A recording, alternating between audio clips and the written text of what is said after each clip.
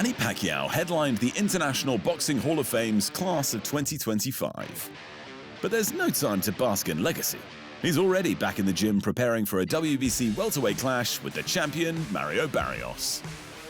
Whatever happens next, his place among boxing's elite is secure, thanks to a resume that's hard to top. Pacquiao's 12 titles across 8 divisions spanning flyweight to junior middleweight helped make him one of the biggest draw cards in boxing history. I'm Manny Pacquiao from 90s. I started my career of professional boxing in 1995 until now, so amazingly, that's a blessings from God. After an uninspired loss to Yordenis Ugas in 2019, Pacquiao, then 41, hung up the gloves.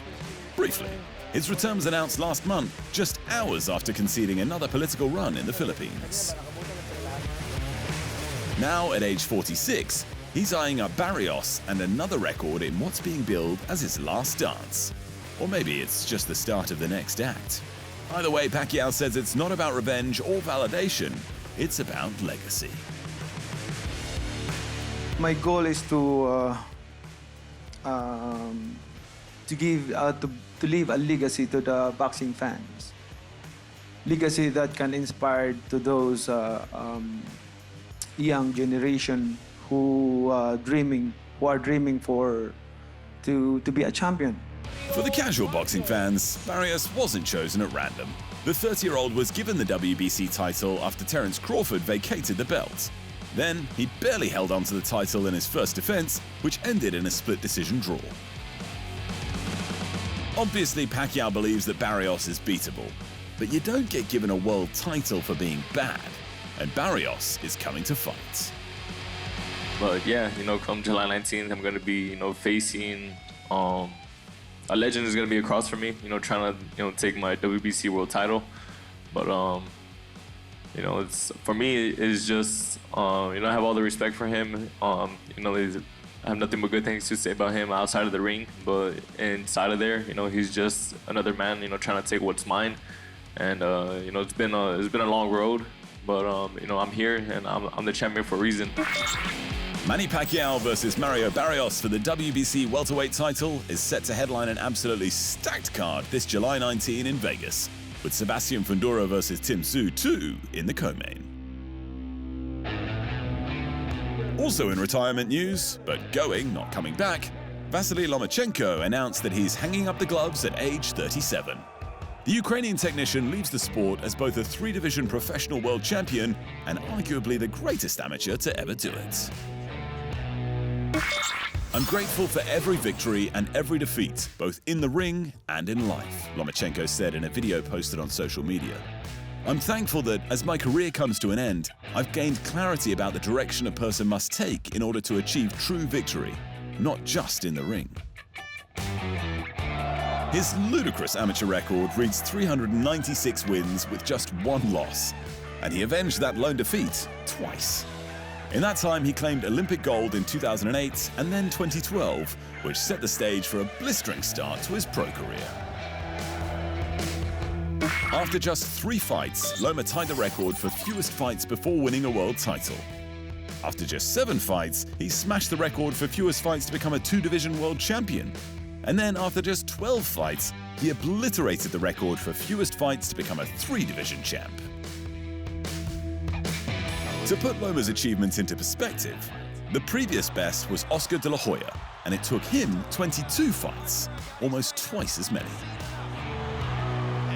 No mas, Chenko's retirement comes just over a year after stopping former undisputed lightweight champion George Kambosos Jr. in the 11th round. But the imprint he left on the sport will endure long after he's gone. In Japan, the rise of Junto Nakatani continued.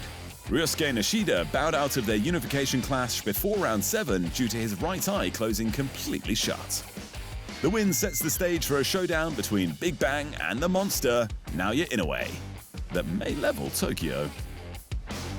It's no exaggeration to say that Nakatani clashing with Inoue, who is the undisputed junior featherweight champion, and who some argue is the current pound-for-pound champion, would be the biggest fight in Japanese boxing history, and that's the fight Nakatani wants.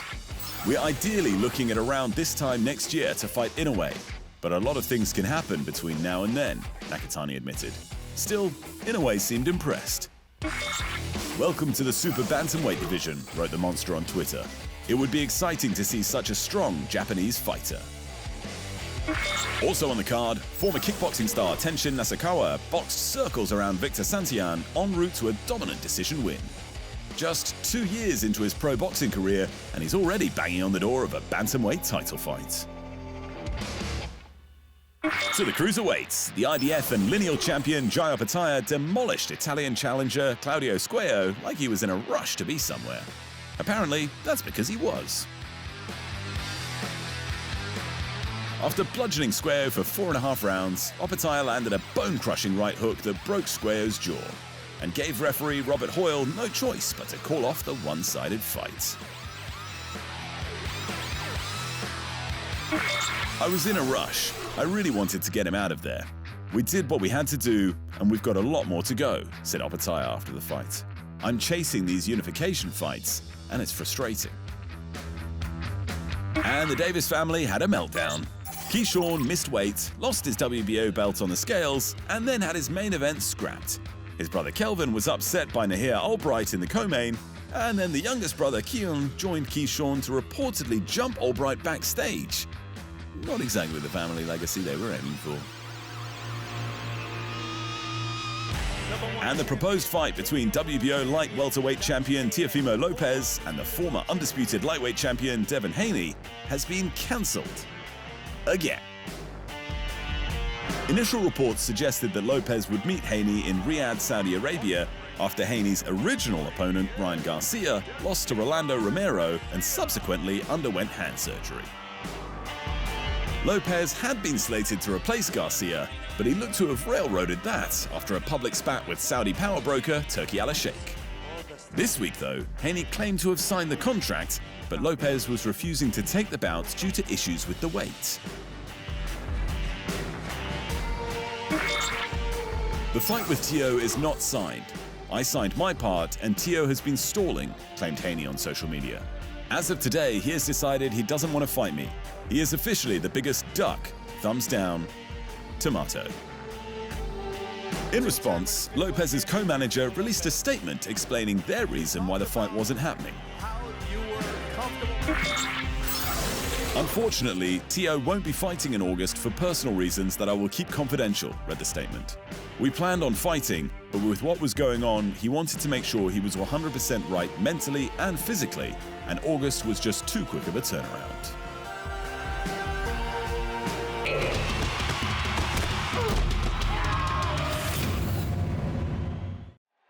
Thanks for watching, and remember, if you want more fight sports in your life, just hit the subscribe button.